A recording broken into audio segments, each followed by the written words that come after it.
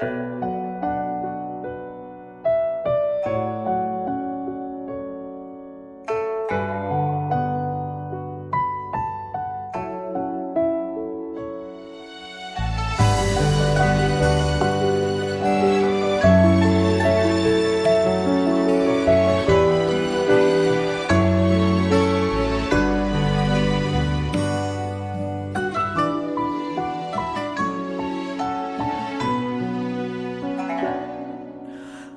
khóc nữa em nhé, hãy lau khô những giọt lệ.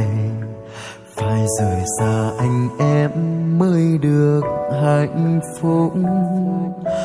Còn nếu như bên anh thì em sẽ chẳng thế nào có được một cuộc sống tốt đẹp. Hãy đến bên ai đó, người ta sẽ cho em được những gì mà anh đây chẳng thể nào mang đến.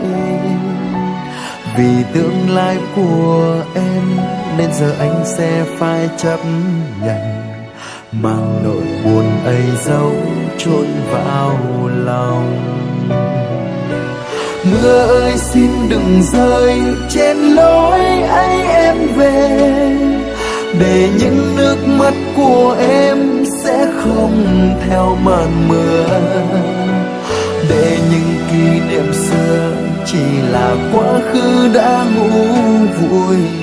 Khi bình minh thức giấc em sẽ quên đi những niềm đau, riêng con tim của anh sẽ mãi nhớ về người. Giọt nước mắt rơi lặng lẽ mỗi khi đêm trôi mình anh. Mong sao con đường em sẽ trải lối toan những hoa hồng. Con đường nào trông gai xin đừng để em vượt qua.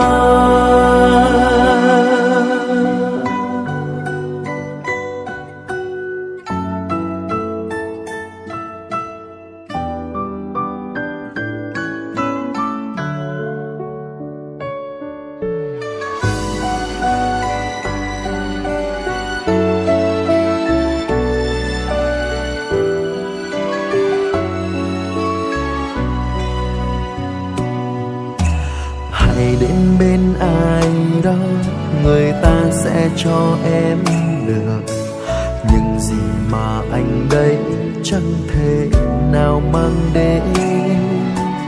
Vì tương lai của em nên giờ anh sẽ phải chấp nhận mang nỗi buồn ấy giấu chôn vào lòng. Mưa ơi xin đừng rơi trên lối ấy em về, để những nước mắt của em sẽ không theo màn mưa, để những kỷ niệm xưa chỉ là quá khứ đã ngủ vùi.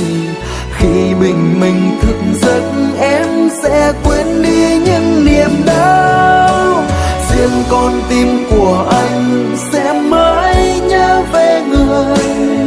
Giọt nước mắt rơi lặng lẽ mỗi khi đêm trôi mình anh. Mong sao con đường em sẽ trải lối toan những hoa hồng. Con đường nào trông gai xin đừng để em vượt qua. Mưa ơi xin đừng rơi trên lối ấy em về, để những nước mắt của em sẽ không theo màn mưa, để những kỷ niệm xưa chỉ là quá khứ đã ngủ vùi. Khi bình minh thức giấc em sẽ quên đi những niềm đau, riêng con tim của anh sẽ mãi nhớ về người. Giọt nước mắt rơi lặng lẽ mỗi khi đêm trôi mình anh. Mong sao con đường em sẽ trải lối toan những hoa hồng. Con đường nào trông gai xin đừng để em vượt qua. con đường nào trông gai, xin đừng để